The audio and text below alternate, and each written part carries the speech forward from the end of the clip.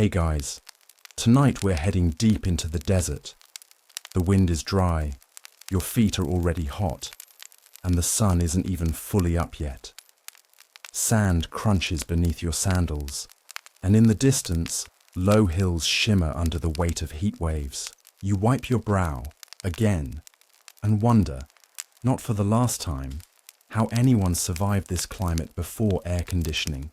And then, like a mirage that turns out to be real, you catch sight of something strange, a massive beehive-shaped dome rising out of the dusty earth. It's not made of stone or glinting gold or anything showy, just mud, cracked and sun-baked, unassuming. But inside it's cold, not cool like a shady tent, cold, enough to store frozen water in the middle of the Iranian desert in 400 BCE. You blink. You're sweating through your shirt. There's a goat chewing something disinterestedly behind you. And yet, someone built a freezer here over 2,000 years ago. You probably wouldn't last a week. So before you get comfortable, take a moment to like the video and subscribe. But only if you genuinely enjoy what I do here. And if you're listening from somewhere far from deserts and mud domes, drop your location and local time in the comments. I love seeing where you all are drifting off from. Now, dim the lights, maybe turn on a fan for that soft background hum, and let's ease into tonight's journey together. You trudge into the small town slowly, pretending you aren't weirdly winded already. The buildings are low, mostly made of the same sun-baked mud brick. It's quiet, not abandoned, just slow. Time moves differently here. Everything seems to happen at about half speed, as if the entire place is trying not to sweat. Your guide, an older man with a wide smile and suspiciously good posture, waves for you to keep up. You duck through a narrow alley, past a couple of sleepy cats, and emerge into a broad open space. There it is again, that dome. It stands maybe 60 feet tall, tapering to a rounded point. Its surface is textured, brickwork made from layers of clay, straw, and crushed lime. The walls slope gently, like a scoop of sorbet melting in reverse. This, the guide says, not bothering to hide his pride, is a yakhchāl. You nod solemnly, because that's exactly what someone who has no idea what that word means would do. The name is poetic. Yak means ice, and chal means pit. An ice pit. You imagine a hole in the ground full of slush and despair. But this is architectural elegance. And it's not just a pretty face, it's a fully functional, pre-electric refrigeration system. In fact, historians still argue whether the domed shape was more about structural strength or thermal optimization. Some think the conical design helped trap cool air. Others think it just kept the snow from collapsing the ceiling. Either way, it works. You press your palm against the outer wall. It's warm, as expected. But just a few steps inside, and the temperature drops like you've entered a wine cellar. A musty smell greets you, not unpleasant, just earthy, and underfoot. Packed earth that slopes downward into a dark basin. This is where the ice is stored. Or rather, was stored. This particular yakhchāl is a restoration, but it's been built exactly to the ancient specs. Every angle, every layer of insulation, every breath of passive airflow carefully replicated. Ancient Persians didn't just store ice here, they made it. In the dead of winter, when nighttime temperatures in the desert could drop below freezing, workers would fill shallow pools outside the dome. These would freeze overnight. The next morning, before the sun got too bold, the workers would haul the new ice blocks into the yakhchāl, stacking them layer by layer, sometimes with a little sawdust in between to keep things from sticking. This wasn't just survival, it was strategy. Cold wasn't just about comfort. It preserved food, kept drinks pleasant, and even soothed heat rashes when aloe ran out. And okay, maybe it added a little prestige too.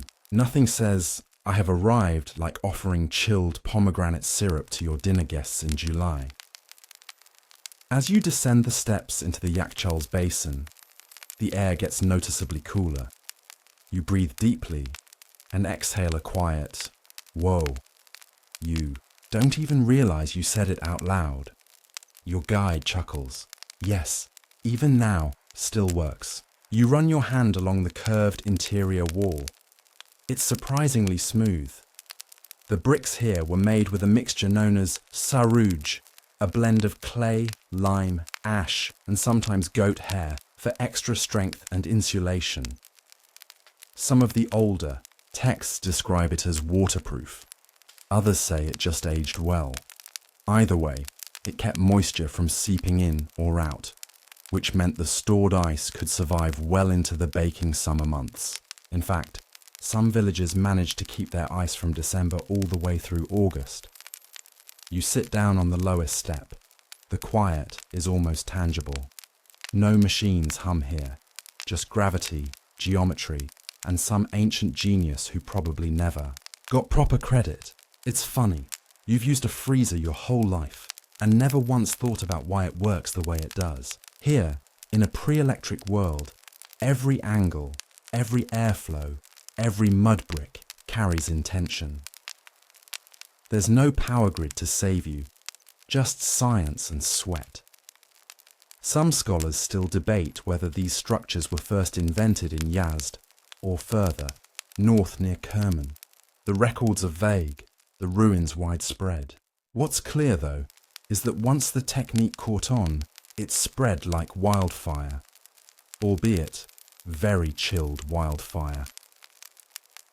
Back above ground, the sun has risen fully. The heat presses down on you like a weighted blanket you didn't ask for. But you smile, knowing a secret. Just beneath the surface, the ice is winning. You glance back at the yakhchāl one more time, now glowing softly in the sun like a sleeping whale. Not bad for a giant mud igloo built by people with no thermometers. The next morning, you wake to the soft sounds of distant voices and the shuffle of sandals on packed earth. The sun is barely over the horizon, casting a honey-coloured glow across the courtyard. Your guide appears again, this time with a grin and a goatskin bag slung over one shoulder. "Come," he says, handing you a small square of bread and a fig. "We're going to meet the yakhchāl up close." You raise an eyebrow. "Didn't we already meet it yesterday?" He chuckles. "You saw the shell. Now you'll learn its bones." You follow him down a narrow lane where the air is still cool for now. The yakhchāl rises before you once more, and as you circle around its base, you notice something you missed earlier. Small arched vents along its lower perimeter, almost like mouse doors. Your guide points. These are airflow channels. They help circulate the air downward, keeping the base cool even when it's boiling outside. You crouch and peer through one. The space beyond disappears into shadow, but a faint, fresh scent greets you. Damp earth and something sharper, maybe lime. Even here, the place breathes. He beckons you to climb a nearby platform. From here, the top of the dome feels almost close enough to touch. You can now see it more clearly. A small opening right at the peak. That's the exhaust vent, he explains. Hot air rises, remember. This lets it escape slowly. It's like watching a colossal, sleeping beast. Exhale. From above, the dome's surface reveals an elegance not visible from below. The slope is perfect. Not too steep, not too shallow. Historians still argue whether the Persian engineers used ropes, scaffolding, or some now lost system to achieve such symmetry. Some suggest they used the stars as a guide. Others believe in wooden molds. Whatever the method, the result is a structure still standing, still functioning after centuries. You press a hand to the outer wall. It's surprisingly cool for this time of day, especially when compared to the surrounding mud structures, which already radiate morning warmth. The difference is in the materials. The sarouj mixture wasn't just about strength, it was insulation genius. Its exact recipe varied by region and century, but the basic idea remained: make the walls thick enough, and they don't just block the heat, they shrug it off like a camel ignoring a sandstorm. You duck through a side entrance, much smaller and lower than yesterday's main opening, and find yourself in a narrow passage. It's dim, but shafts of light filter through small vents, illuminating the ridged interior. You descend a short set of stairs into the dome's hollow base again, this time with a clearer understanding. The yakhchāls' internal cavity feels sacred. You speak in whispers here, as though any loud noise might wake something sleeping below. The walls curve upward around you, leading your gaze back to the open sky above, like a telescope pointed at infinity. This time, your guide opens a hatch tucked into one side of the pit. Behind it is a small tunnel, just wide enough for a person to crawl through. "Come," he says, already wriggling inside. You hesitate, but of course, you follow. That's what you're here for. The tunnel is short, and soon you emerge into what looks like a narrow stone corridor.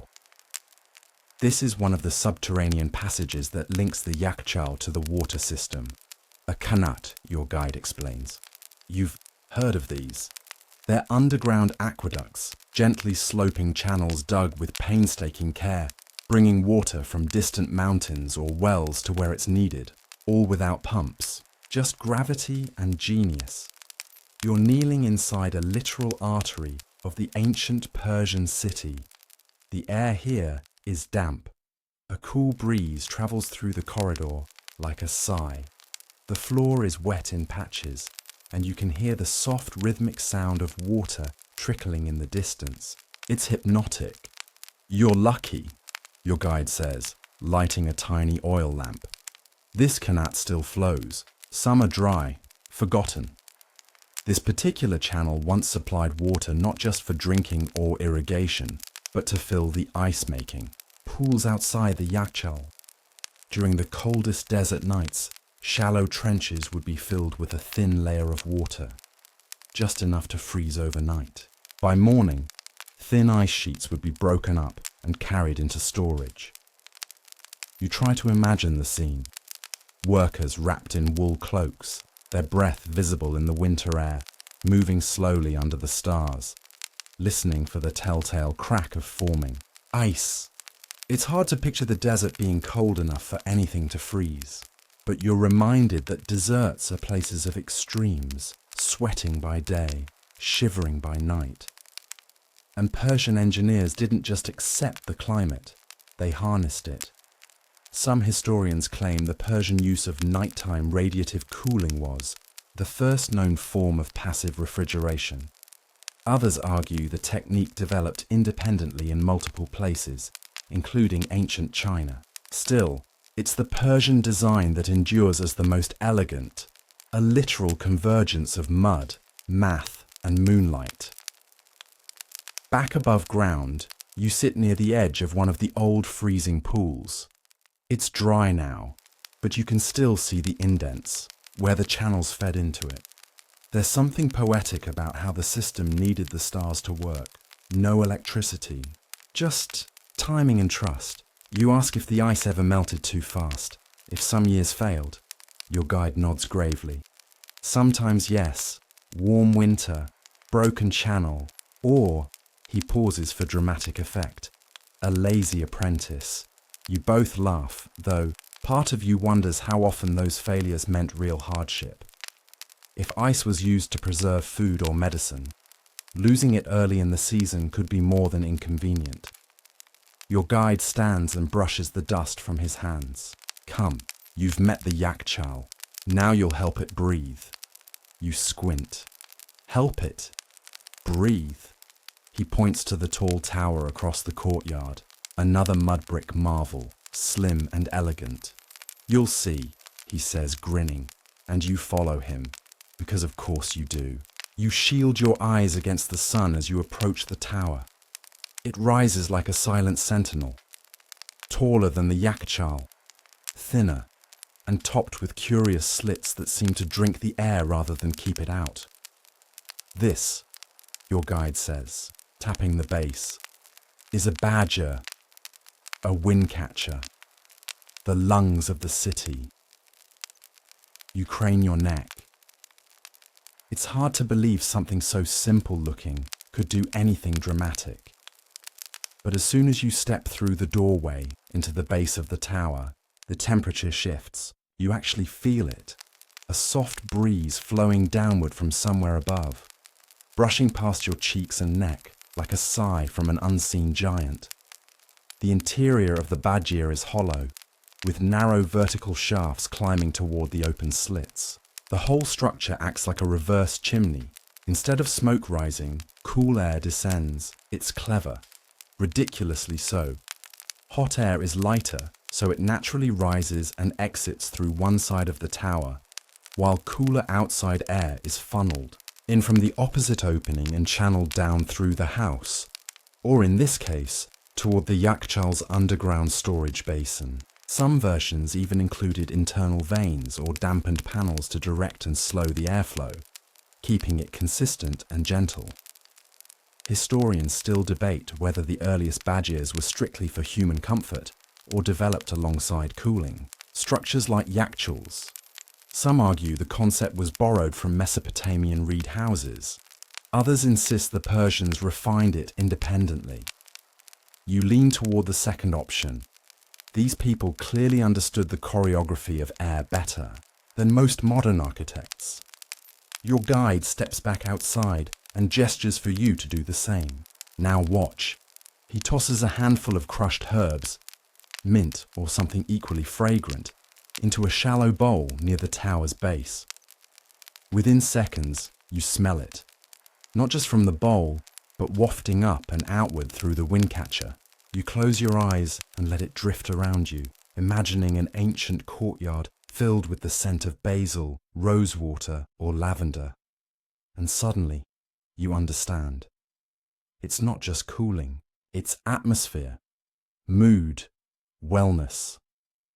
The Persians weren't merely battling heat, they were cultivating serenity. You walk slowly through the rest of the courtyard, noticing smaller windcatchers perched on rooftops and the tops of water storage rooms. Some are square, some octagonal, all with the same basic function: channeling wind, manipulating flow, tempering space. You pass a merchant's home where a windcatcher connects directly to a cistern. The evaporative cooling effect of water meets the passive airflow of the badger. And just like that, a natural air conditioner is born. And here's a weird tidbit. In some wealthier homes, they even suspended pots of wet charcoal inside the shaft to further chill and scent the air. Charcoal, not for heat, but for fragrance and filtration. You imagine some Persian teenager rolling their eyes at their father's fancy breeze pot and can't help but smile. It wasn't just a comfort feature. These windcatchers were often signs of status. Taller towers implied a wealthier household. A bigger badger meant you could trap wind from more directions, a kind of desert flex. Still, the most impressive fact isn't aesthetic, it's efficiency. The system required zero electricity, no fans, no switches, just mud, math, and wind. The same materials your nephew uses to build lopsided sandcastles. Someone used to architect full-blown climate control. You ask your guide how they knew how to build these. Was it trial and error? Word of mouth? Secret wind-catching guilds? He laughs and shakes his head. Stories, apprenticeships, some say divine inspiration. Personally, he says, winking, I think they just watched a lot of laundry blowing around and figured things out. You continue your walk, now noticing little architectural cues everywhere. Roof slopes designed to channel airflow downward, arched doorways that help reduce pressure drag, and wide courtyards that amplify circulation. The whole town is one big breathable organism. You realize you've barely broken a sweat today. In the distance, another yakhchāl glints under the sun. This one is older, crumbling in places, worn by sand and time. But even from afar, you can tell it's still partially functional. There's a kind of noble persistence to these structures, like old libraries refusing to fall apart just because no one visits anymore. Some of the best ones are gone, your guide says, almost to himself. Buried under highways, cities grew, yakhchāls shrank. You look around. It's true. The modern skyline creeps in from the edge of the horizon. Metal, glass, right angles. You wonder how many passive cooling secrets were lost to air conditioning, units and reinforced concrete. Still, what survives is astonishing. A gentle breeze threads its way through a nearby bajir. It's so quiet, you can hear the whistle. Barely there, like the whisper of someone telling a joke only the wind gets. People think engineering is a modern thing, your guide says as you sit again on a shaded bench. They forget we had genius in the dust too. You nod. You don't forget now. A soft chime rings from a distant minaret. The hour is changing. Your guide offers you a sip of something cool from a ceramic jug. It's lightly sweet, scented, with cucumber and mint. Probably stored underground. Probably old school. You lean back, feel the air move through the courtyard, and understand something simple. Cooling isn't just a temperature. It's a state of mind. Later that afternoon, your guide leads you back through the winding alleyways of the city. The air has warmed considerably, but somehow it doesn't feel stifling. It's as if the buildings themselves are conspiring to keep the heat at bay. Tall, thick walls casting long shadows, breezeways whispering across your face. You duck through a shaded archway and find yourself in a quieter part of town. Here, the homes are older, more worn, but the principles remain. Even the most modest structures are built with intention. Thick adobe walls, whitewashed for reflectivity, small windows facing away from the sun, and on nearly every rooftop, clay vessels, sun-dried bricks, and curious little hollows for catching rain or dreams. Your guide gestures toward a low building set apart from the others. This one's special, he says, still active. You pause at the threshold. The doorway is unusually narrow and low, forcing you to stoop as you enter, a subtle way of keeping out excess heat. Inside, the temperature dips instantly. It's not cold exactly, but pleasantly neutral, like the air inside a well-sealed cellar. This isn't a home or shop. It's an old ice house, a functioning one. You can tell by the subtle slope in the floor and the faint mineral smell that clings to the clay walls. A man emerges from a side room, his arms dusted with flour or ash. He nods, wordlessly welcoming you in. Your guide exchanges a few quiet words with him and then leads you deeper into the space. You descend another set of stairs, and again, that familiar shift. Cooler, damper, darker. The space beneath is squat and circular, dug directly into the earth and lined with the same sarouge mixture you've come to admire. Several blocks of rough-cut ice sit in shallow recesses, wrapped in thick cloth and straw. They glisten softly, even in this low light. You kneel beside one. It's real, solid, in the middle of a desert. So this is it, you whisper. Desert refrigeration. Your guide smiles. This and everything you saw before, the dome, the wind, the water. He taps the ice with a knuckle. All of it together makes this possible. And there it is. The whole genius of the Persian system isn't just in the individual parts. It's in how they work together. The yakhchāl doesn't function in isolation. It's part of a web. The kanat feeds it water. The bajir helps it breathe. And the underground architecture shelters it all. You begin to see the ancient city itself as one massive machine, one that runs on sunlight and shadows. Back upstairs, the owner invites you to sit beneath a canopy of woven reeds. He brings out a bowl of something creamy and cold. Faluda, your guide whispers. A kind of early Persian sorbet. It tastes like rosewater and citrus and snow scraped off a mountaintop. And yes, it's made with real ice from the very structure you just visited. It's one thing to read about ancient refrigeration in a book.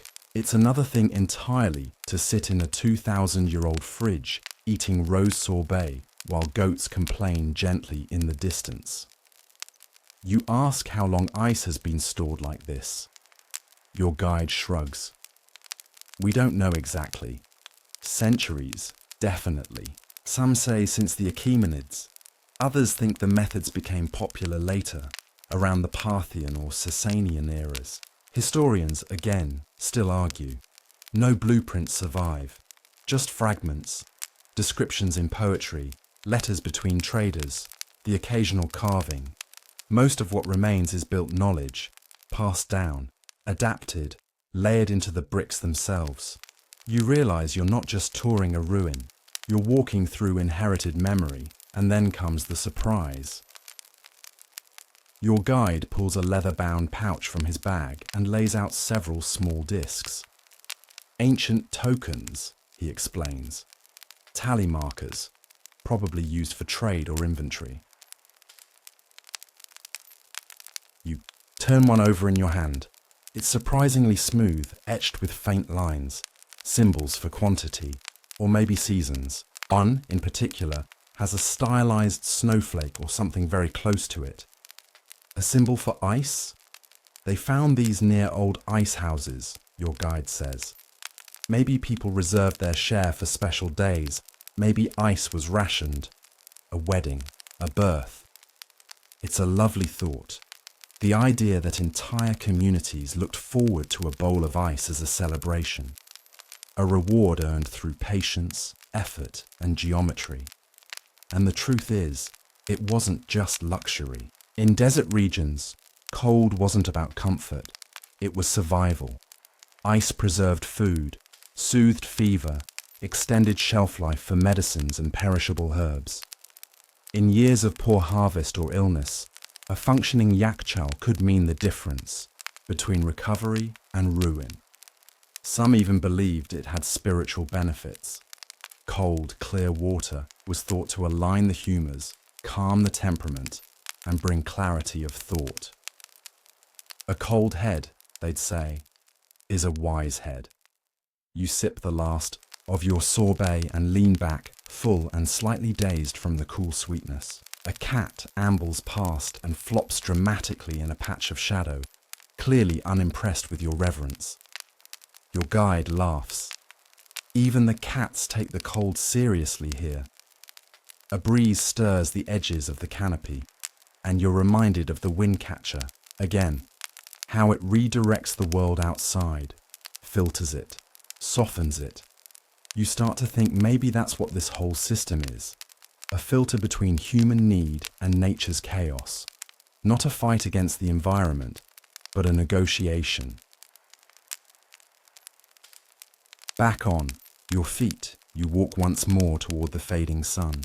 The ice house behind you disappears into shadow, already preparing for another long night of quiet service. You still can't believe how simple it all is. Bricks, dirt, geometry, patience. No generators, no cords, no fans. Just centuries of observation, shaped into architecture. And even now, in the age of air conditioners and smart thermostats, the old ice houses are teaching us something we nearly forgot.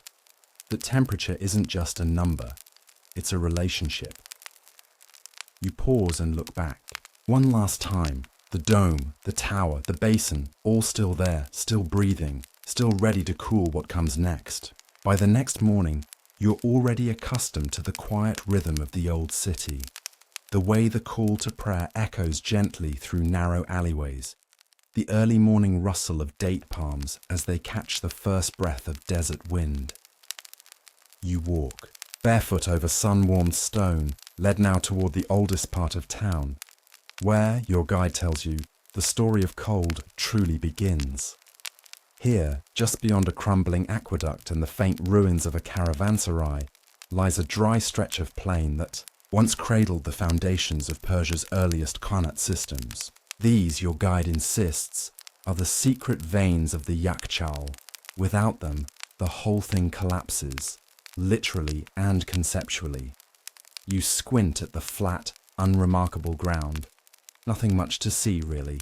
A few broken bricks. A sun-bleached, goatskin flask forgotten beside a rock. But then your guide lifts a long hollow staff and raps it against the earth. The sound is sharp, drum-like. Listen again. He strikes it once more. This time, a faint echo follows, like tapping a coconut, but underneath you. There's something down there. This is the hidden world of the Khanates, an underground miracle few modern folks ever think about. Imagine vertical shafts dug deep into the earth, connecting to sloped tunnels that tap into distant mountain aquifers. Cold, flowing water transported across miles beneath your feet, undisturbed by heat or light. You picture a young Persian labourer, hundreds of years ago, lowering himself into a narrow shaft, chipping away at clay and rock by lamplight. No GPS, no blueprint. Just instinct, skill, and generations of oral instruction. And, hopefully, a decent sense of direction. Historians still argue about the true origins of Khanates. Some trace them to western Iran during the first millennium BCE, possibly under the Achaemenid Empire. Others suggest earlier roots in Assyria or even pre-Iranian cultures that left little record. What's clear is that Persia refined the system into an art. At their peak, entire cities were hydrated by this method, cities where rain rarely fell and surface water vanished by noon. With Khanates, Persian engineers could bring meltwater from mountain snowfields to the valleys below, all silently, all without evaporation. It's like watching someone pour a glass of water through a maze they designed blindfolded. You're invited to descend one. You hesitate, understandably. The entrance is small, barely shoulder width, and the ladder is nothing more than 2 wooden rails with pegs shoved through. Still, you came this far. You grip the rails and begin to climb, the world above growing muffled with each rung. The cool hits you around 10 feet down. At 20, it's quiet. At 30, you smell it. Damp stone, mineral-rich clay, the breath of ancient water. You reach the bottom. A low tunnel stretches before you, barely tall enough to crawl through, but running perfectly straight, downward toward the water source. The floor is packed earth. The walls show pick marks. And beneath your feet, in a shallow groove, a thin ribbon of cold water flows, whispering its way through centuries. It never stops, your guide calls down softly. So long as the source lives, you dip your fingers in. The water is icy, startling even. In this heat, it feels like cheating, but it's real. And it's moving slowly, patiently, toward the city and toward the yakhchāls. You're reminded, strangely, of your neighborhood plumbing back home. Pipes you never see, faucets you take for granted. But here, everything is hand-built, earth-cut, soul-carved, a functional work of faith. Back above ground, You wipe the grip from your hands and try to picture the full system. A mountain 40 kilometers away, dozens of access shafts, a gravity-fed channel gently sloped with mathematical precision, coursing beneath the landscape like a buried river. No pumps, no power, just slope and shadow. There's a fringe theory your guide mentions, an odd but delightful one. Some believe the designers used copper rods stuck into the ground, testing conductivity to trace underground water. Others swear they could hear the water moving and tuned their digging based on vibration and pitch. No one agrees on the details, but everyone agrees on the outcome. At one point in history, qanats crisscrossed the Persian plateau like invisible highways. Farmers, bakers, brickmakers, all depended on this subterranean magic. And when a yakhchāl was built, the final step was always the same: connect it to the qanat. Ice alone wasn't enough. The water had to flow. You stop beside a broken shaft, open to the sky. At the bottom, green moss clings to the stone, a reminder that life persists in hidden places. Later, while walking back, your guide tells you of seasonal maintenance rituals. Entire families would tend their section of the qanat, clearing sediment, reinforcing walls. Children grew up knowing the curve of each tunnel like their own palm. Apprentices learned to read the slope by touch. It was more than engineering, it was inheritance. And here's something funny. The Persian word qanat eventually travelled. It pops up in Arabic, then in North Africa. In Spain, it becomes a sequia. In Sicily, traces of qanat-inspired systems still run beneath ancient fields. The Roman aqueducts. Flashy, yes, but high maintenance and exposed. The Persian qanats, by contrast, were humble, loyal, and outlived empires. A bird circles overhead. You lie back in the sand, your spine warm from the earth, your face cooled by the whisper of underground water still travelling, still providing. The yakhchāl, you now realise, isn't just a dome or a freezer. It's the end node in a 1,000-year-old network, built by patient hands and thirsty minds. A monument not just to cold, but to connection. You take one last look at the dry plain, then dust yourself off. Another part of the story awaits. You return to the city with a new kind of awareness, like someone who's just discovered that the floor beneath their home is hollow.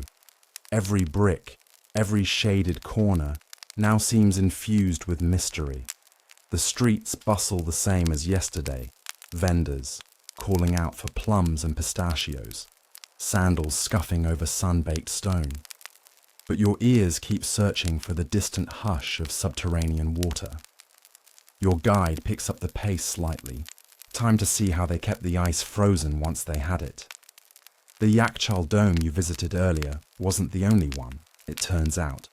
Just the best preserved. You're led to a site on the city's outskirts, partially restored, but left, open to show its inner structure. From a distance, it looks like a giant overturned bowl of beige sugar, gently sloped, not spiky or dramatic. Up close, the ingenuity comes into focus. The outer walls are at least 2 meters thick at the base, tapering as they rise. Mud bricks layered in spirals, reinforced with straw and sealed with sarouj, that miraculous waterproof, heat-resistant plaster you've grown to admire. It's a mix of clay, lime, ash, goat hair, and occasionally pomegranate juice. Yes, really. Turns out, fruit acids played a role in binding the mixture, giving the structure both strength and a lovely, muted tone. Inside the dome, the temperature is astonishing. You could store butter here for a week and never break a sweat.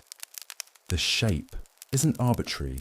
It funnels heat upward and away, while the underground pit stays shaded and thermally isolated. It's like standing inside a giant, gentle thermos. What's more, many yakhchāls featured layered basins. Ice blocks weren't just dumped in. They were arranged carefully, alternating with insulating materials like straw, sawdust, or even dried. Camel dung. Fragrant? Not really. Functional? Absolutely. Camel dung, your guide says with a perfectly straight face, adds a surprising amount of loft. You peer into the pit and imagine workers lowering the ice, wrapping it like parcels. This wasn't grunt work, it was choreography. And there's another twist. These structures weren't just for ice. In cooler months, families stored food here. Grains, seeds, dates, sometimes fish in salt-packed urns. Even bodies, in rare cases, were kept here temporarily during scorching seasons. A different kind of preservation. The genius of the yakhchāl is in how it uses contrast. Sun and shadow, wind and stillness, earth and sky. It doesn't fight nature, it outsmarts it. There's even a debate among scholars about how insulation was maintained year-round. Some say large leather canopies were stretched across openings in summer. Others believe families rotated ice out as it melted, using meltwater to pre-chill storage basins, thus creating a looped cooling effect. And here comes your favourite fringe, theory of the day. A few obscure texts mention domes covered in a glaze of egg whites and lime, an ancient reflective coating meant to bounce away sunlight. You picture a squad of sleepy labourers scrambling around a dome, painting it like a colossal meringue. This yakhchāl also has remnants of a drainage system, narrow clay gutters leading away from the central pit. Meltwater wasn't wasted. It was captured, filtered, and sometimes reused to freeze again on shallow night pans. Metal trays laid out under open skies to harness desert temperatures that drop below freezing at night. Yes, that's right. In the dead of winter, Persian engineers made ice outdoors, even when daytime temperatures soared.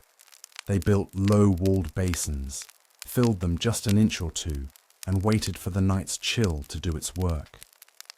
Come dawn, thin sheets of ice were harvested and stored deep within the yakhchāl. You'd be surprised how cold the desert can get at 3 a.m., your guide murmurs. You think about that for a moment. The rhythm it would take. Men rising before dawn, skimming ice with wooden paddles, stacking it by torchlight, fingers numb in the middle of Iran. Also, someone could enjoy chilled yogurt 3 months later. You step outside again and squint upward. The dome's curve blends into the sky. A donkey brays in the distance, unimpressed. But you're standing inside what amounts to an ancient climate-controlled vault. No wires, no panels, just air, earth, and geometry. Another visitor nearby leans in and says, "You know, the Romans had hypocausts, but this is next level." You nod, partly because you agree, and partly because you're busy wondering whether any modern structure will survive 2,000 years like this. The guide has one last detail for you before lunch. You know those windcatchers? He asks, pointing at a distant tower. Some were connected directly to the yakhchāl, a clever way to draw hot air away from the pit and pull cooler air into it. Reverse ventilation. So now you imagine the whole system. Qanats feeding water, outdoor freezing pans capturing night frost, windcatchers whisking away trapped heat, and a dome that breathes like a sleeping beast. A self-regulating ice chest built centuries before electricity. Historians continue to disagree about the spread of this technology. Was it purely Persian in origin? Did it influence structures in Egypt, Yemen, or the Mughal Empire? Did Marco Polo see one and scribble about it in his notes without realizing what it was? Maybe, maybe not. But this much is clear. It worked, and it still does. As the sun climbs higher, the dome's shadow slowly creeps across the ground. You rest your hand against the wall, warm on the outside, cool as chalk underneath. A single structure with two personalities. It's strangely comforting, knowing that something so old, so basic, could outlast modern technology in its simplicity. You start to think, maybe we're the complicated ones. You follow your guide back, through the gate. Somewhere behind you, ice is melting slowly into a basin, right on schedule. Your guide suggests a break, but you wave it off. You're hooked now, drawn deeper into the spiral of ancient design and sleepy desert ingenuity.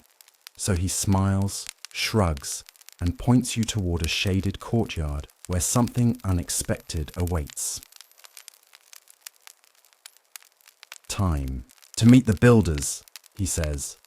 Or at least, they're ghosts. You step into a quiet workshop, more museum than functioning space these days, but still rich with the smell of dry mortar and sun-cured bricks. Tools lean against the walls, wooden moulds, stone hammers, copper trowels, and in the centre of it all, a stack of fresh, dusty mud bricks. Not replicas, not props, the real thing. You run your fingers along one, coarse but sturdy, light almost, spongy, with flecks of straw sticking out like whiskers. This is what kept the cold in, the humble building block of every yakhchāl, every kanat shaft, every ice basin in the empire. And it all starts with mud. Not just any mud, mind you. The orchi soil had to be rich in clay, not too sandy, and sourced near water but never fully soaked. It's mixed by foot, sometimes by mule hooves, into a thick, sticky paste. Straws added for tensile strength, then it's poured into rectangular wooden moulds and left in the sun to dry for days. You're shown one of these moulds. It's worn smooth by time, its corners rounded. You lift it, test its weight. Not bad. You could probably make a few hundred bricks before lunch, if, of course, you had the stamina of a Persian teenager and the work ethic of a drought-seasoned goat. Some records suggest children helped, especially during brick seasons, those golden stretches in late spring when heat and humidity were just right. Kids would chase birds off the drying bricks or help turn them to dry evenly. Family projects, you might say, but with mud and sunburns. What makes these bricks special isn't just their texture, it's how they're layered and sealed. Each brick was placed by hand, staggered for stability, then slathered with a binding slurry of sarouge. We've mentioned sarouge before, but here you get a deeper dive. The recipe wasn't standardized. Each city, sometimes each family, had its own variation. The core ingredients were always the same: lime, clay, ash, and water. But some added goat, hair for flexibility. Others tossed in sand or even ground up date pits for texture. And then there's the pomegranate juice, because even ancient engineers liked a splash of flair. This material wasn't just glue. Once it dried, it was virtually waterproof. Fireproof too, to an extent. You're told that some homes lined their hearths with sarouge to contain heat. But its real magic lay in thermal inertia. Once cooled, a sarouge-lined structure stayed, cool for days, like a desert tortoise, your guide says. Tough outside, tender center. You walk around the workshop, examining the wall diagrams, cross-sections of domes, kanat shafts, and freezing basins. You notice a recurring feature: layered foundations. Builders often laid down gravel first, then compacted earth, then bricks, each layer absorbing and distributing temperature like a sponge. Some floors had shallow ventilation channels built into them, designed to let cool air circulate underneath. Others were slightly bowl-shaped, helping collect condensation and redirect it toward the center pit. And here's a quirky fact. Archaeologists in Yazd once found date seeds and saffron threads embedded between brick layers, suggesting offerings or ceremonial blessings during the building process, maybe superstition. Maybe a builder's snack stash, who knows? Historians still debate that one, your guide adds with a grin. Outside, you're shown a small test dome, barely 10 feet high, but a perfect model. You step inside. It's cooler than the courtyard by several degrees, even without ice. The acoustics are soothing. Every footstep sounds like it's wrapped in velvet. You whisper just to hear your voice echo like a breeze. Imagine working in silence, brick after brick, day after day. No cement mixers, no measuring tape, just vision, repetition, and sweat. The layering followed mathematical logic. Wider bricks. At the base, narrower near the peak, each row slightly tilted inward. It gave the dome its smooth, teardrop shape, and when finished, they'd often whitewash the exterior with lime to reflect sunlight, further reducing heat absorption. Sometimes the top had a small vent, just big enough to release rising hot air. At night, that same vent could be opened to let cold air sink down. Passive ventilation, long before green building became a buzzword. The yakhchāl wasn't just a cooler, it was a performance, an orchestra of thermodynamics conducted by people who may not have used the word physics, but understood its rhythms by instinct. And here's a charming footnote. In some regions, brickmakers would leave tiny symbols, family crests, animal shapes, even names, pressed into wet bricks before they dried. A form of signature, little messages from centuries ago hiding in the walls. You take a final stroll through the workshop, brushing dust from your palms. You feel like you've shaken hands with ghosts, not grand kings or legendary architects, but workers, brickmakers, carriers, mud-stirring children. Their fingerprints are literally baked into history. Back in the sun, the city hums along. Someone nearby is pouring water over clay, preparing a fresh mix. You watch it swirl in the bucket, thick and gloppy. The beginning of another dome, another cooling chamber, another generation of comfort built from dirt. You walk on, the image of those sun-dried bricks lingering behind your eyes. They're nothing fancy. They don't sparkle. They don't sing. But stacked together, they preserve ice in the middle of a desert. That's more than magic. That's science disguised as stillness. You're halfway through your dusty pilgrimage when your guide decides to shake things up. Let's talk fashion, he says, adjusting his headscarf with theatrical flair. You've seen the ice. Now let's see who got to enjoy it, and how. You raise an eyebrow. Ice and outfits. That wasn't on your bingo card. But as it turns out, what people wore and what they ate and drank has everything to do with ancient Persian refrigeration. After all, the cooler your food and your robes, the more comfortable your desert afternoon. So you find yourself following him into the courtyard of an old merchant home, now partly restored, partly open to the sun. Cushioned alcoves line the walls, and through a series of side doors, you catch glimpses of old clay amphorae and delicate copper tools, preservation gear, serving dishes, and yes, even early forms of ice cream churns. But let's start with clothing. Ancient Persians, especially during the Achaemenid era, were no strangers to tailoring for climate. Their robes were layered but breathable, long tunics made from linen or fine wool, often pleated for airflow. Elite men wore wide-sleeved garments that looked like an elegant bathrobe married a toga. The sleeves weren't just for flair. They acted like personal wind tunnels, helping evaporate sweat while deflecting sunlight. Women's garments were equally pragmatic. Long flowing veils, often dyed with indigo or madder root, shielded skin from sun and dust alike. Jewelry was kept cool in ceramic pots, and some wealthier households reportedly stored perfume in yakhchāls to maintain its delicate balance. Now here's your oddball tidbit of the hour. There's a semi-apocryphal story of Persian nobles stuffing small packets of snow into embroidered neck pouches during festivals. Snow scarves. Stylish and potentially sneeze-inducing. Historians still argue whether that was real or just poetic embellishment, your guide admits.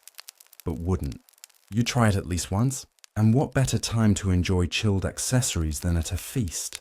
You're ushered into a side chamber where clay replicas of ancient dishes are laid out. Replica fruits, flatbreads, cheese balls, candied dates, and something white and flaky, nestled in a shallow silver bowl.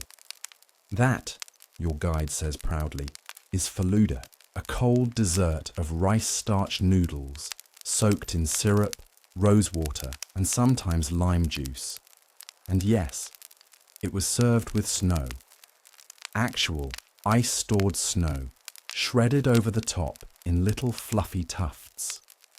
Think of it as the great-great-grandparent of your modern sorbet.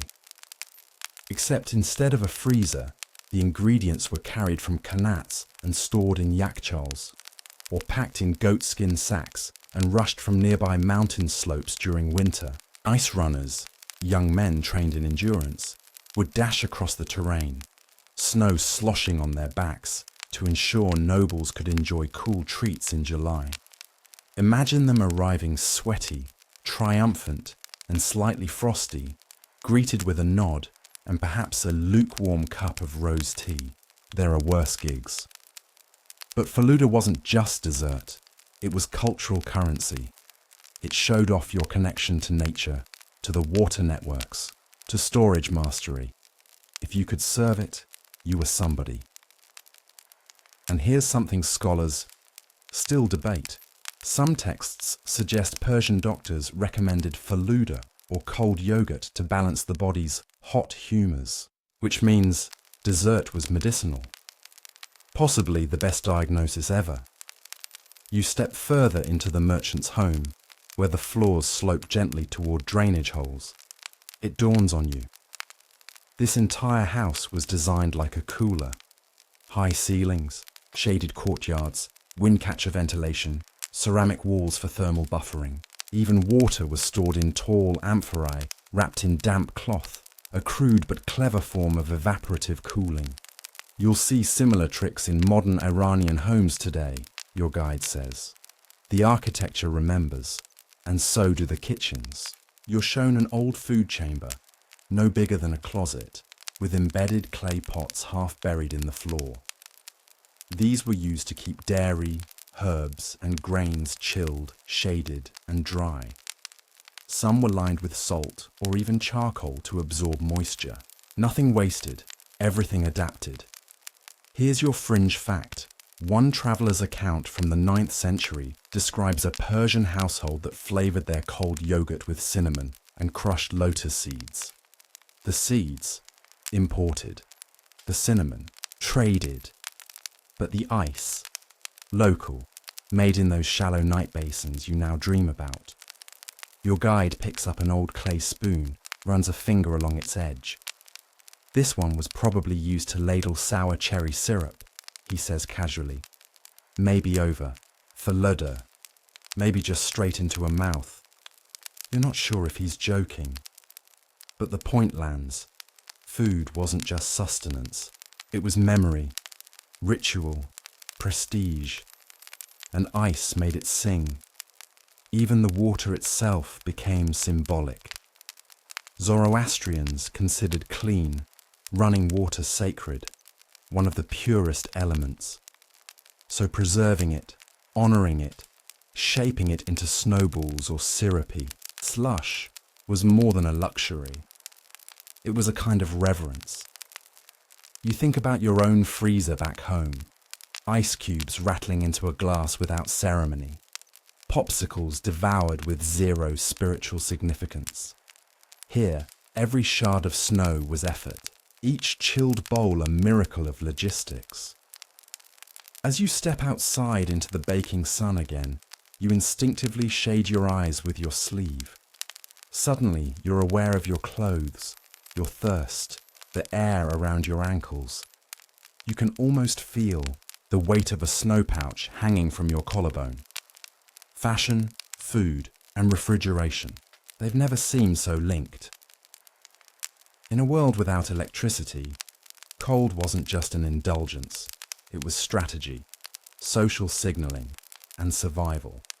And it wove its way into every silk tunic and saffron-streaked stew. Your guide points ahead to the next stop, but you hesitate. You can almost hear the faint clink of copper spoons, the soft slurp of cold noodles in syrup, the sighs of a family cooling their wrists by an amphora's mouth.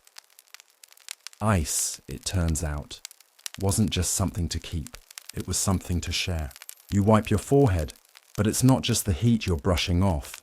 It's the weight of awe, the realization that in this scorched, shimmering landscape, people turn temperature into an art form. You follow your guide down another, winding path where the air smells faintly of clay dust and old stone. He stops by a low circular opening in the ground, ringed with carved stone and barely wide enough for two people to lower a bucket through. You glance down. It's dark, deep. The air rising from it is several degrees cooler. This, he tells you, is one of the thousands of forgotten mouths of the Persian Qanat system. If the yakhchāl was the refrigerator, the Qanat was the pipeline, the quiet, invisible river that fed it. And now it's time you stepped closer to understand the genius flowing beneath your feet. The Qanat, a word that sounds like a whisper. It means channel, conduit, or sometimes that miracle tunnel that stopped you from dying of thirst in the middle of nowhere. The ancient Persians didn't invent underground irrigation, but they mastered it. And so, here you are, crouching near one of these old shafts, staring into the darkness where water still murmurs. A typical Qanat begins far from where people live, usually high in the foothills of a mountain. There, where snowmelt or underground aquifers pool naturally, a mother well is dug. From it, a gently sloping tunnel extends, often for miles, tapping into the water table and guiding fresh, cold water toward farms, homes, or yakhchāls like the one you saw earlier. What makes it brilliant is its simplicity. It's gravity-fed. No pumps, no engines, just angle, persistence, and a lot of sweat. And we do mean a lot. Workers, called muqans, dug these tunnels by hand, often in total darkness. They relied on vertical shafts like the one you're standing over for air, light, and access. Imagine a team of people spaced every 50 meters or so, hauling up baskets of soil, hauling down tools, checking the slope with only intuition and a string. A single mistake, a dip too steep, a turn too sharp, and the whole system failed. Some Qanats extended for over 30 miles, underground, dug with pickaxes, muscle, and prayers. Historians still argue whether the longest Qanats were the work of a single generation or passed from father to son, your guide muses. It's a good question. He invites you to peek inside one of the access tunnels, not to climb down, thankfully, but to appreciate its form. The walls are smooth, coated with hardened clay. The temperature down there is cool, almost chilly. Even in the dead of summer, that subterranean stream kept its composure. And here's where it ties back to refrigeration. The water from Qanats wasn't just for drinking. It was routed, carefully, artfully, to ice-making basins and into the yakhchāls themselves. Some storage chambers had channels running through or beside them, allowing cool air and groundwater to absorb residual heat. It was like having central AC, powered entirely by the slope of the earth. You learn about the side channels too. Some families paid for private diversions, a little personal branch of the main Qanat, to irrigate gardens, chill their amphorae, or feed rooftop cooling pools. One nobleman allegedly hosted summer banquets with ice-cooled wine thanks to a khanat he inherited in a dowry. That's right, khanats could be part of wedding agreements. Romantic, in a very dry, engineering-heavy sort of way. Then there's the societal layer. The Makhans, those tunnel diggers, were part craftsmen, part mathematicians, part mountain goat. They memorized angles, used plumb bobs and whisper-thin wires. Some even claimed they could hear the direction of water flow through solid rock. There's a myth about one especially gifted Mukhan who navigated by laying his ear to the ground and humming. If his hum echoed wrong, he knew he was off course. If it came back clean, dig on. Whether true or not, that story stuck. Probably because it sounds like something someone desperate for hydration might actually try. Your guide leads you to an ancient khanat map, scratched into fired clay. It's a honeycomb of lines, dots, and unfamiliar glyphs.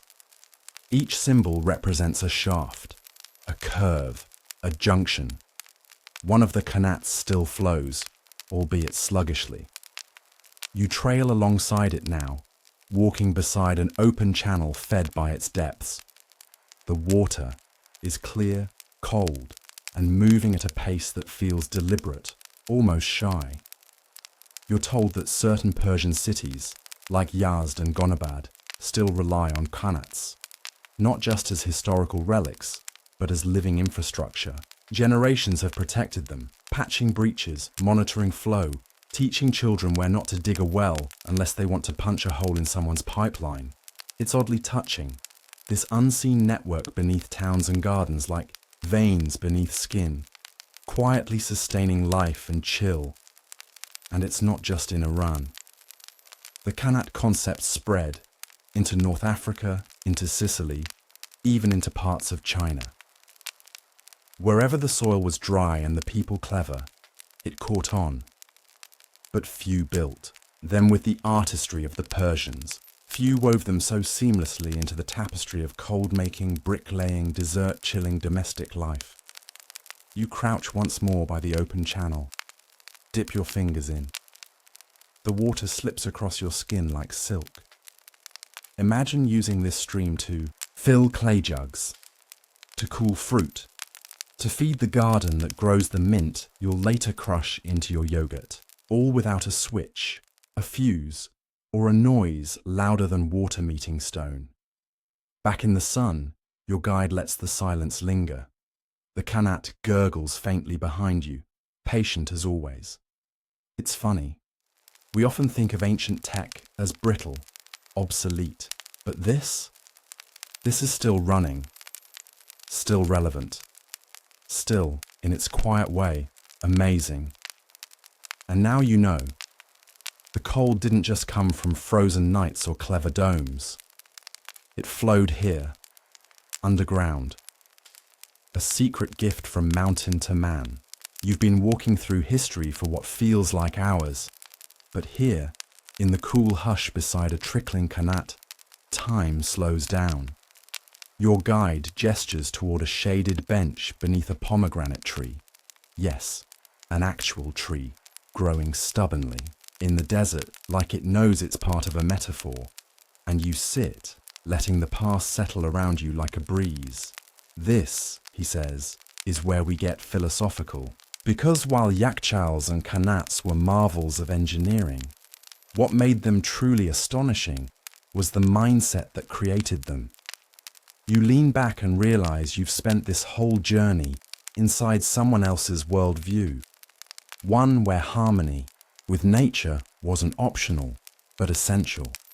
Where patience was power and cold wasn't conquered, it was invited. Let's pause to admire that philosophy. Ancient Persian engineering wasn't just about digging tunnels or shaping bricks.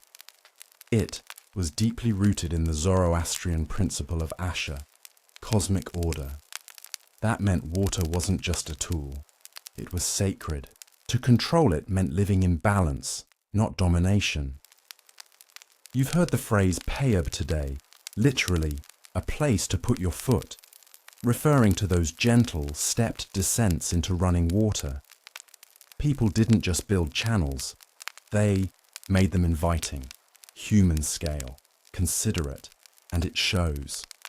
In the oldest Persian cities, water was routed with generosity in mind. Public spouts, garden rills, cooling pools near prayer spaces. Ice wasn't hoarded behind locked doors, it was shared at festivals, offered in drinks to strangers, used to ease the burn of summer off a tired traveller's neck. There's even a story from the city of Shiraz, where a Sufi poet supposedly handed out rosewater ice to passers-by during a drought, because cold sweetness, he said, was proof that kindness could defy the sun. Historians still argue whether that event happened or was literary embellishment, but you want to believe it, don't you? Now, let's not paint it as a utopia. Controlling cold had politics too. Ice was power. In wealthier homes, keeping snow through late summer was a status symbol. Guests were served chilled milk. Marriages were toasted with cold sherbets. It was a way of saying, look what I can offer, even now, even here. But unlike some ancient elites who flaunted gold or jewels, Persian nobles displayed their refinement through restraint, through elegant gardens, measured architecture, and a home that could stay cool without a single fan blade. Remember those domes? Yakhchāls weren't always hidden away. In some towns, they were built near communal areas, so everyone could see and benefit from their design. They became civic landmarks. Their construction was a shared endeavor, funded and maintained by entire neighborhoods. Even the humblest homes had clay pots to store ice when it was available. It was, in its essence, a cold economy of care. You're told about a minor kinglet, mostly forgotten by history, who once decreed that a portion of all harvested ice should be sent to the local clinic. Patients recovering from heat stroke or infection were given chilled water to lower their fevers. Better they melt the snow, he allegedly said, than the people melt away. A fringe story? Maybe. But even if apocryphal, it hints at a cultural priority. Coolness as healing. Cold as something that soothed, not shocked. And that leads you to one of the most fascinating, lesser-known chapters of this frosty tale. Ritual refrigeration. In Zoroastrian funerary rites, priests sometimes washed the bodies of the deceased in cool water drawn from qanats at dawn. It symbolized purity and the transition from earthly heat to cosmic stillness. Not everyone had access to such rites, but when they did, the water had to be just cold enough, not for preservation, but for reverence. Later, under Islamic rule, Persian thinkers adapted and expanded these ideas. Philosophers like Avicenna and Al-Razi, names you might vaguely recall from high school textbooks, wrote treatises on the humoral properties of cold foods and cool spaces. Avicenna even recommended certain architectural alignments for bedrooms to enhance nocturnal cooling. One building's entire blueprint was arranged around the path of prevailing winds. No AC, just awareness. And here's where the philosophy gets even dreamier. The garden. You'll visit one soon enough, but for now, your guide unrolls a silk map. It shows the ideal Persian chaharbag, the four-part garden, divided by water channels into quadrants that represent the elements, or sometimes the seasons, or even the rivers of paradise. At the center, a fountain, fed, often, by a qanat, surrounded by trees carefully chosen for shade, scent, and symbol. The garden wasn't just for strolling. It was engineered to cool you down, to quiet you, to create a little pocket of serenity carved from the oven of the earth. One traveller in the 11th century described it as a place where the sun forgot to shout. You chuckle softly at that. A garden so good, It made the sun forget its job. But the beauty of all this, it wasn't just for kings. It trickled down, literally, from mountaintop to tunnel to ice pit to cup, from palace pool to back alley basin. A civilization where keeping something cool didn't mean hoarding power, but spreading it. Even now, your guide says, as you sip from a clay tumbler of cool water, when an Iranian sees a well-kept yakhchāl, they don't just see engineering. They see dignity, patience, grace. You sit quietly, feeling the coolness of the tumbler against your lip, the sound of water weaving beneath the soil. It's not just a history of refrigeration. It's a story about how to live gently in a harsh place, about choosing balance over conquest, silence over spectacle. And somehow, that's more refreshing than any frozen treat. You rise slowly from your spot beneath the pomegranate tree, half expecting to leave behind a little outline of yourself pressed into the dirt. It's the kind of stillness that seeps into your bones, like time itself has been chilled in a qanat and poured over your shoulders. But your guide claps softly, motioning for you to follow once more. Now, he says with a wink, let's talk about the Icemen. Not the mythical kind, the real ones, because ice didn't just appear inside the yakhchāl through divine refrigeration. Someone had to go get it. And that, dear traveller, is where the snow harvesters come in. You trudge along a narrow path that winds toward the foot of the mountains. The air grows cooler, not because of the altitude yet, but because of the conversation.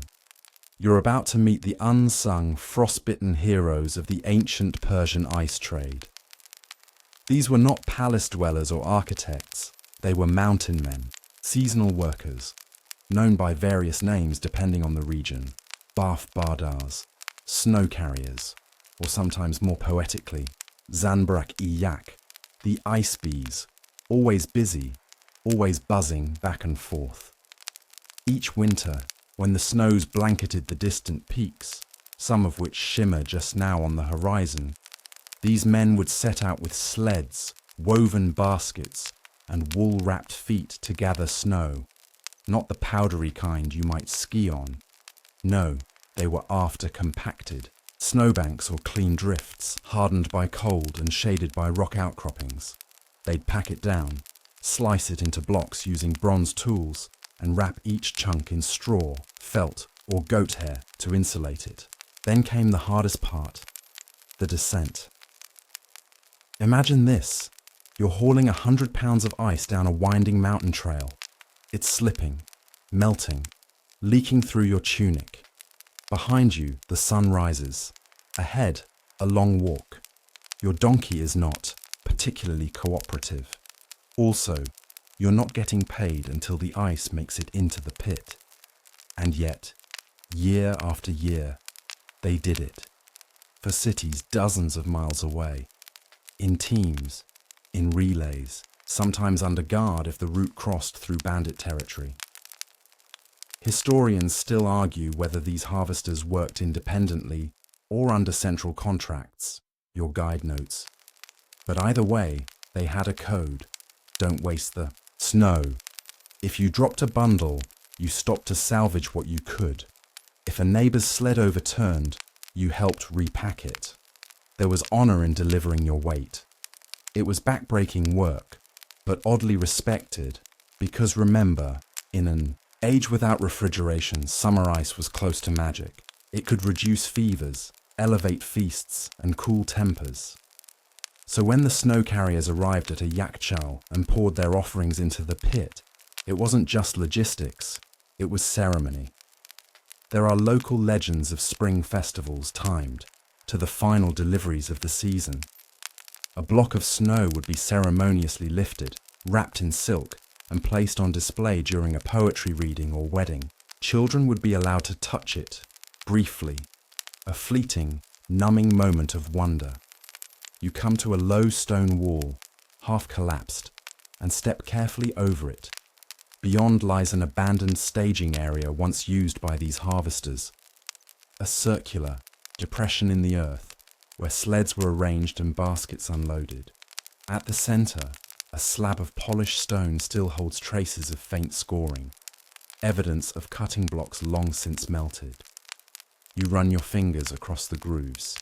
They're shallow, but they tell a story of rhythm, repetition, work so steady that even stone remembers it. And here's where it gets stranger. The snow harvesters often timed their work with the moon. Yes, really. The full moon provided light for night descents and cooler temperatures to reduce melt. Some groups even believed that snow packed under moonlight lasted longer. No hard science there, just folklore, but it was enough to shape work schedules and route planning. One account even claims that harvesters would chant short rhymes as they packed their baskets, invoking not gods, but animals. Snow of hare, cold of fox, last till the lion month. The lion month, that's July, in case you're curious. You chuckle. Even their poetry knew July was the enemy. But not all ice came from mountaintops. Some was produced right near the yakhchāl in winter, harvested from shallow basins that froze overnight. Workers would carefully skim off thin sheets of ice, layer them in the pit, and repeat the next night. It was tedious but efficient, and it meant even towns far from the mountains could cool their drinks, if they were patient. The layering process wasn't random either. Between sheets of ice, they sometimes added straw or ash, not just for insulation, but to create easy break lines for later removal. Like an ancient sheet cake, you could slice into even portions in July. Your guide leads you to one final marvel before returning to town. A cold cellar, not as grand as a yakhchāl, but important nonetheless. Built half underground with thick mud brick walls and a vented dome, it stored smaller amounts of perishables, yogurt, cooked meat, melons, kept cool with seasonal snow and clay jugs filled with Connaught water. Here the snow harvesters sometimes bartered directly with families. A block of ice for a basket of dates, a smaller one for a jar of pickled turnips. Barter economics, cooled to perfection. Inside the cellar, the air is noticeably crisp. You close your eyes. You hear the faintest trickle of water outside, and you imagine it's summer. A family is eating lunch nearby. The father lifts a chunk of ice from the pit, cracks it with a stone, and drops it into a pitcher of sour cherry syrup. A child giggles. The wind sighs. Somewhere down the road, another snow carrier readies his load. And so it goes. Cold, delivered not by wire or compressor, but by calloused hands and quiet resolve.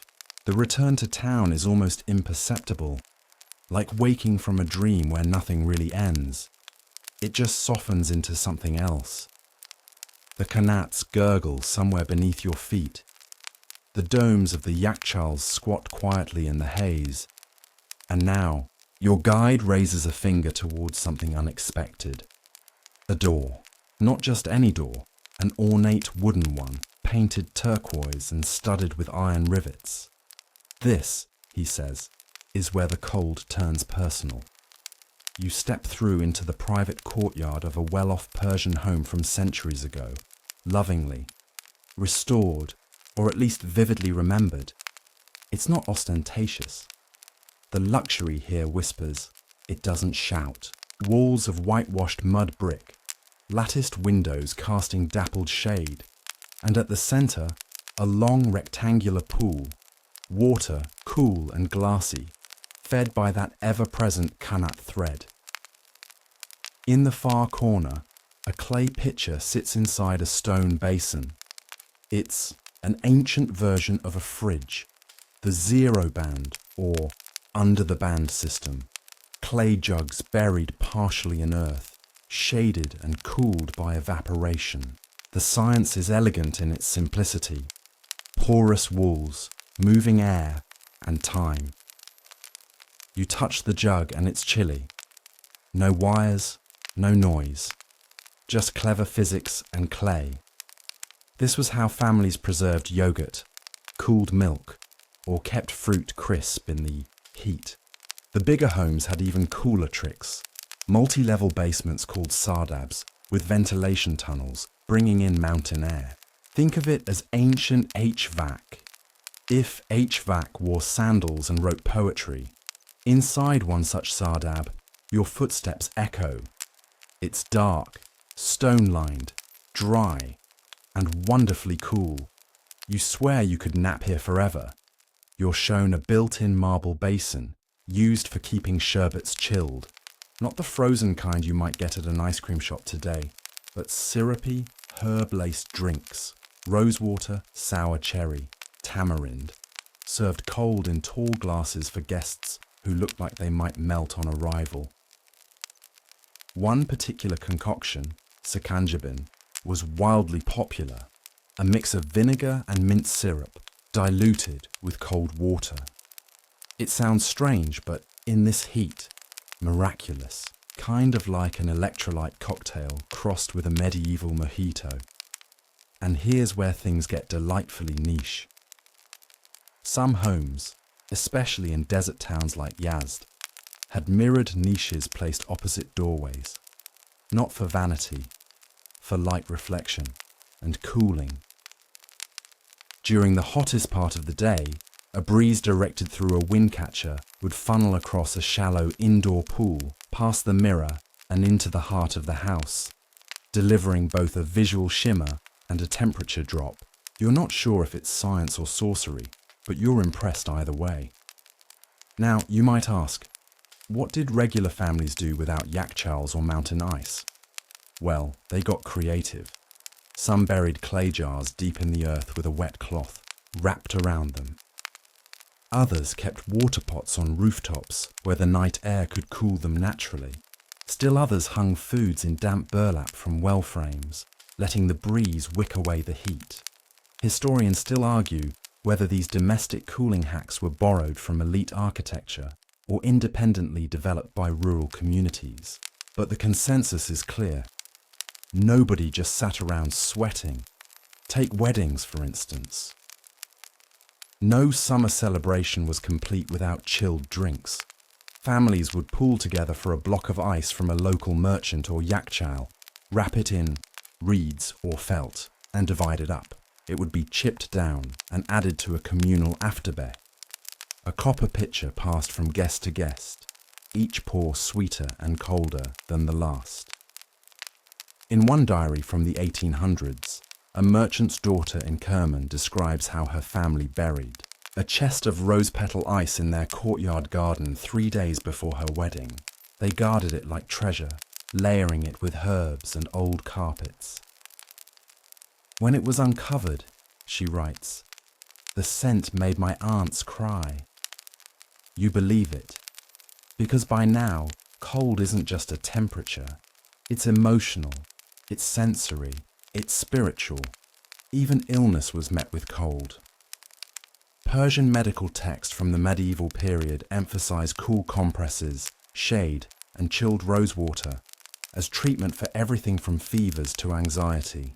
You're told that some doctors believed that nightmares came from the hot liver and could be soothed by sleeping with a cold stone under your bed.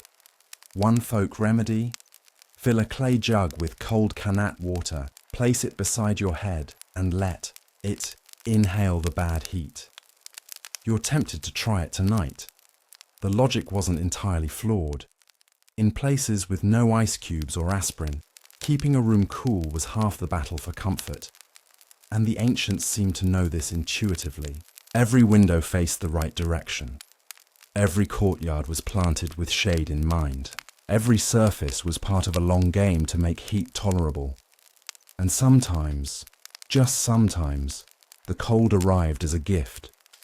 You're shown a ceramic bowl, plain, scratched, and absolutely beautiful. It belonged to a teacher who lived just outside Shiraz. Every summer, his students would chip in to buy a small slab of yakhchāl ice and sneak it into the bowl with fig syrup and grated cucumber. It wasn't much, but it turned his afternoon nap into a ritual. They did it every year, for 20 years, because in a world that didn't owe you comfort, a bowl of ice could still feel like love. You leave the courtyard house quietly. You don't close the door behind you. It doesn't feel right. Like shutting it might make the cool air disappear for good.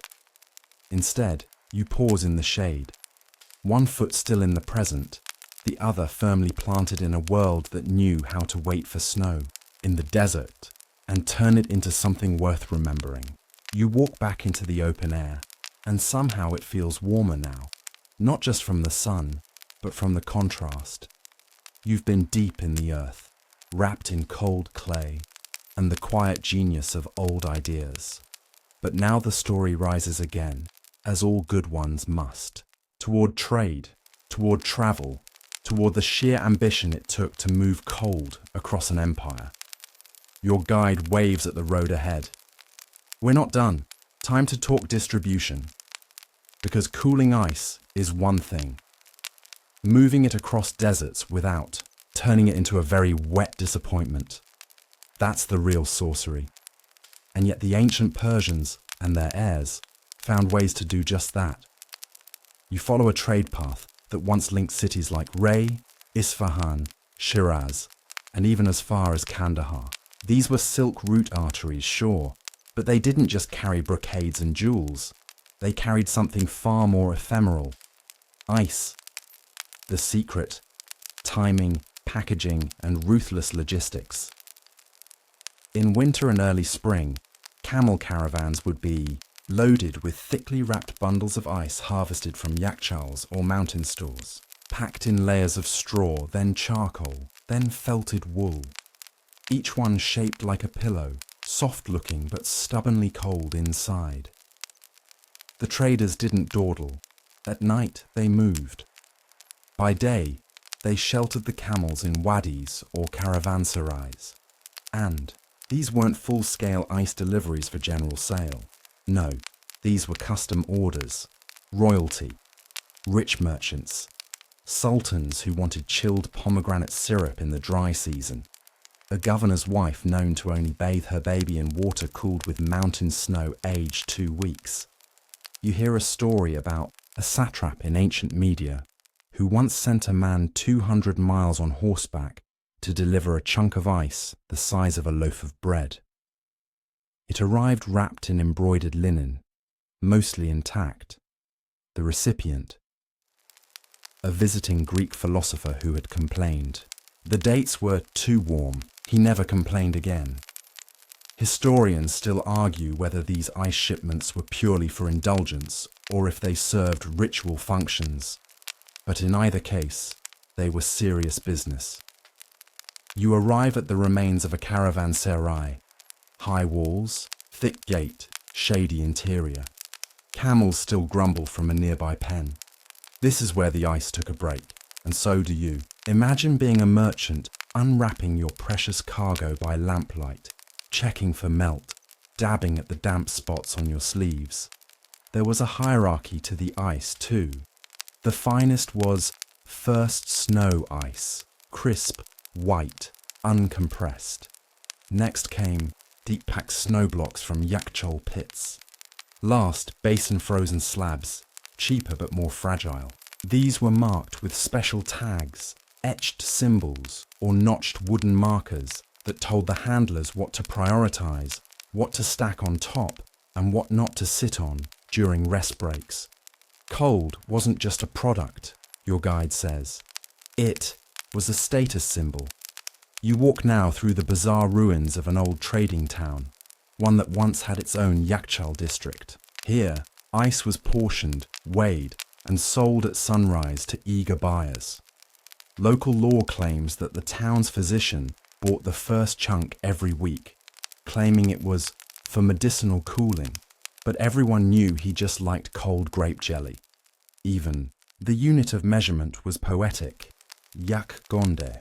or ice fist, enough for one man's hand to carry, enough to chill one jar of syrup, enough to mean something in a world where temperature was fate.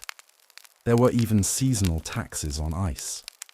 In some cities, ice merchants paid a small levy in early spring, calculated by how much snow they had stored or expected to sell. The receipts? Carved slats of cedar wood stamped with a seal. One side read, "Cold held." The other, "Cold spent." And you can't help but smile at that. Cold as a currency. Chilled air as a ledger. It all feels both impossibly ancient and oddly familiar. Not everyone used ice just for food either. Some Zoroastrian fire temples reportedly stored ice to cool, ceremonial oil, or to temper metal before etching holy texts. In remote monasteries, ice was occasionally added to ink to keep it from drying out in arid months. Scribes dipping their pens with fingers blue from frost, grateful for a few extra seconds before the lines hardened. And then there's the imperial. Persia's famed courier system, the chapakhane, may have occasionally used frozen clay pots to preserve messages written on heat-sensitive wax. It's not fully confirmed, but fragments suggest some correspondence included instructions like, "Deliver before melt." You hope that's true. You really do. The final stop on your walk is a modest clay building with a domed roof, not unlike a small yakhchāl, but with a narrower entrance. It's the ice archive, not of actual ice, of course, that's long gone, but of memories. Inside are carved plaques, etched jugs, faded scrolls, all commemorating people who worked in the ancient cold trade. Not kings, not generals, but packers, carriers, men and women who wrapped snow in felt and rode like the wind. One plaque reads simply, "He kept the figs cool. We remember him." You sit for a while in that quiet space, surrounded by stories that almost melted away forever. And in a strange way, you feel cooler. Not just physically, but emotionally. Like the weight of sun and time has lifted slightly. Because ice may not last, but the care that delivers it, that endures. You leave the ice archive with a strange sense of calm, like you've just finished a quiet, meaningful conversation with someone who's been dead for centuries, but somehow still gets you. The air outside feels warmer now, though it's late, afternoon, and the sun has slanted lower across the horizon. Long shadows stretch across the sand, curling around the walls of the remaining yakhchāls, like cats too lazy to move. Now it's time for the last piece of this chilly, sun-soaked puzzle, the legacy. Because while ice may melt, ideas don't. And you're about to see just how far these ancient Persian cooling innovations travelled. Across continents, across centuries, and even across ideologies. Your guide taps, the shoulder of a driver lounging near a cart.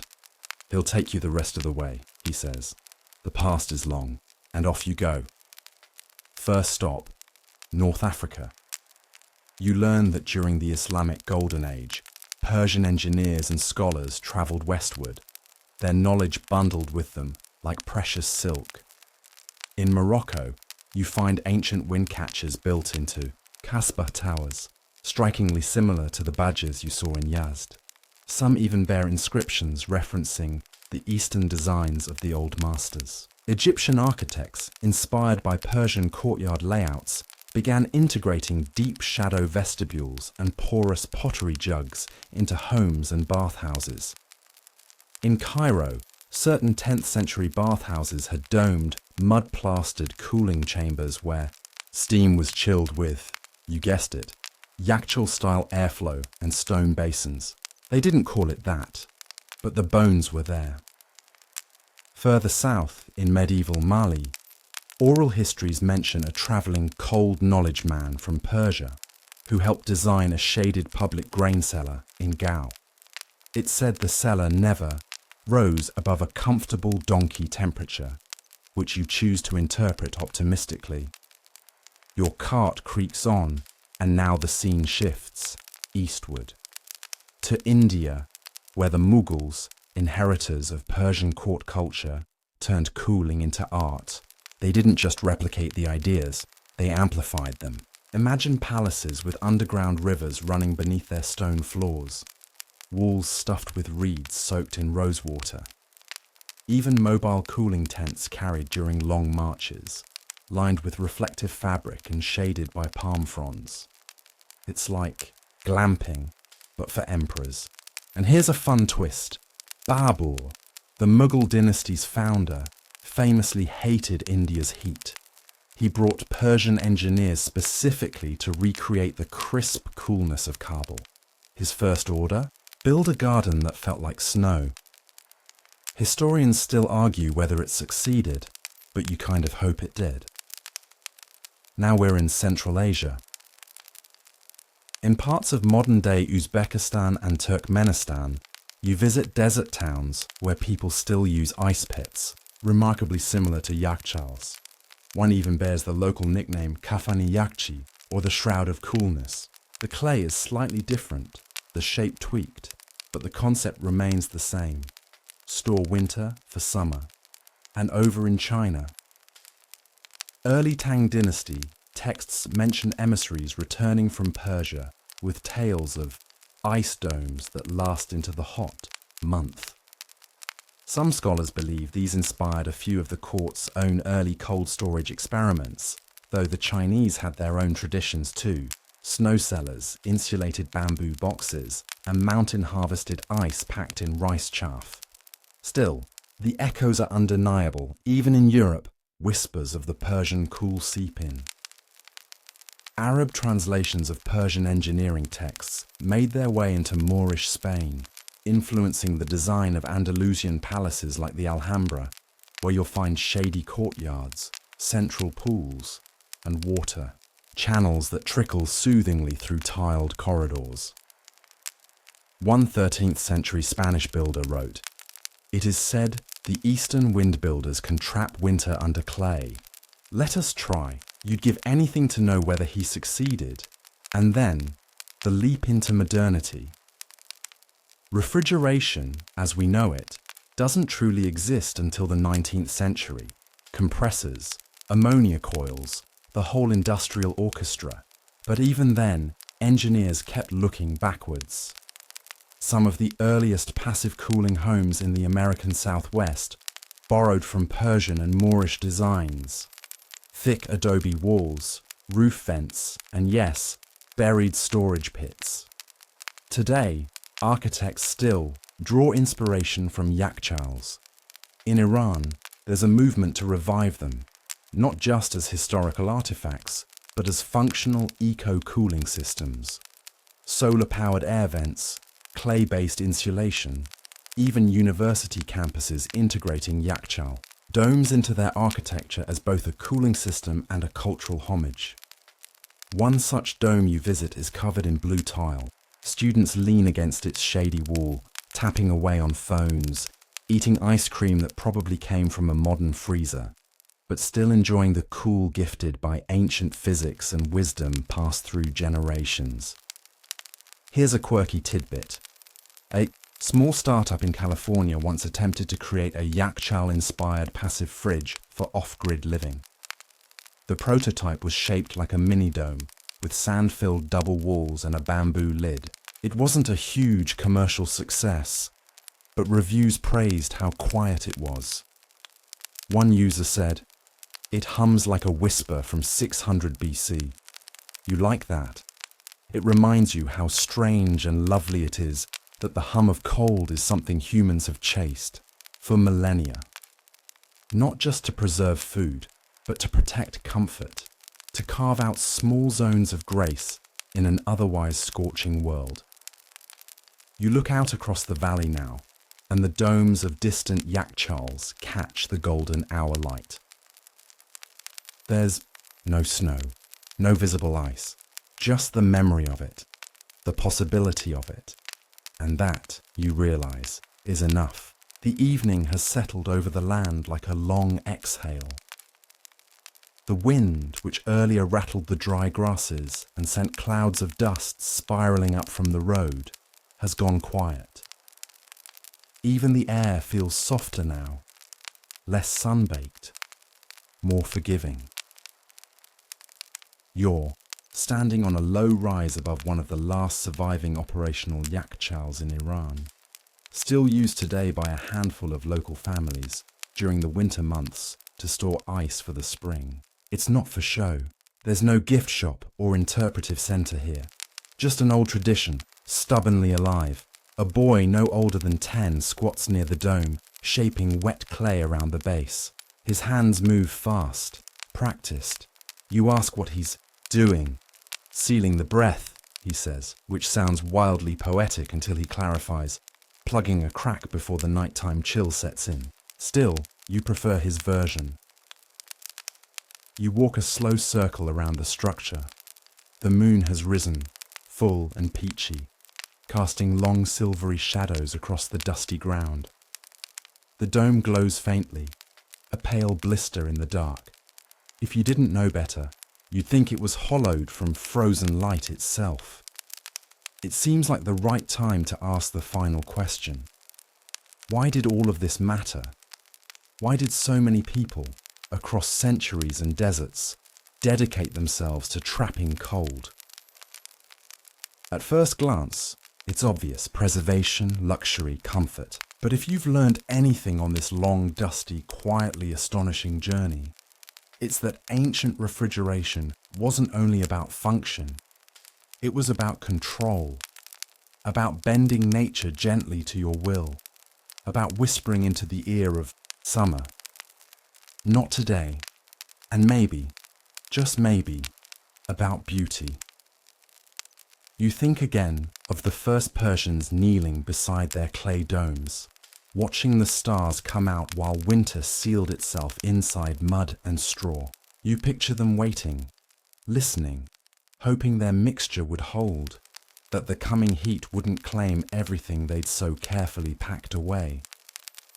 Historians still argue whether the first yakhchāls were deliberate experiments or happy accidents, whether someone meant to cool the air that way or simply discovered it after storing snow in a shaded hole and noticing it lasted longer than expected.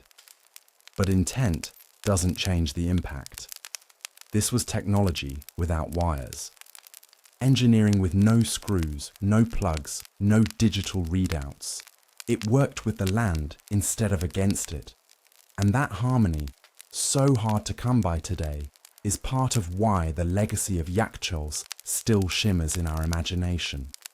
It's in the design of passive solar homes, in the curiosity of off-grid enthusiasts who bury their fridges in the earth, in the poetic phrases like kulth that architects use when they're trying to talk about temperature, like it's a feeling, not just a number. And it's in you, now too. Because tonight, with the fan humming softly and your blankets pulled just right, you understand cold in a new way, not as absence, but as achievement. You run your fingers along the rough surface of the dome. It's clay pitted and cool even now. No refrigeration unit hums behind it. No frost. Just cool air rising gently from the vent at the top, like the earth sighing upward. The boy waves goodbye as you descend the path again. A lantern flickers on in the distance. A dog barks once and falls quiet. Your journey ends not with a dramatic reveal, but with a truth that's almost too humble to notice. Sometimes, what's most brilliant is what doesn't change. You're lying still now, back where we began, wrapped in quiet, the hum of your room soft as breath. The fan whispers. The night stretches, slow and unrushed. And in your mind, those clay domes still stand. Stubborn, simple, extraordinary. They hold not just snow and cold, but centuries of care. Entire families work together to trap a little piece of winter, not to conquer nature, but to share a sliver of relief, of grace. You remember the hush inside those ancient yakhchāls, the way your footsteps echoed like they were brushing against time, that coolness, steady and earned, like a secret passed hand to hand across generations. And the truth is, you're not so different from them. You also chase comfort. You also want to preserve what matters, to soften the edges of life, if only for a while. The Persians had their domes. You have your rituals, your pillow fluffed just right, the gentle glow of a screen fading slowly to black. Let yourself sink into that, into the cool dark beneath the stars, into the quiet miracle of stillness, into the idea that sometimes the most revolutionary thing a person can do is simply keep something good from melting away. So breathe easy now. There's nothing more to learn tonight. The story's been told. The cold has been kept. And you, dear listener, are safe and still. Good night.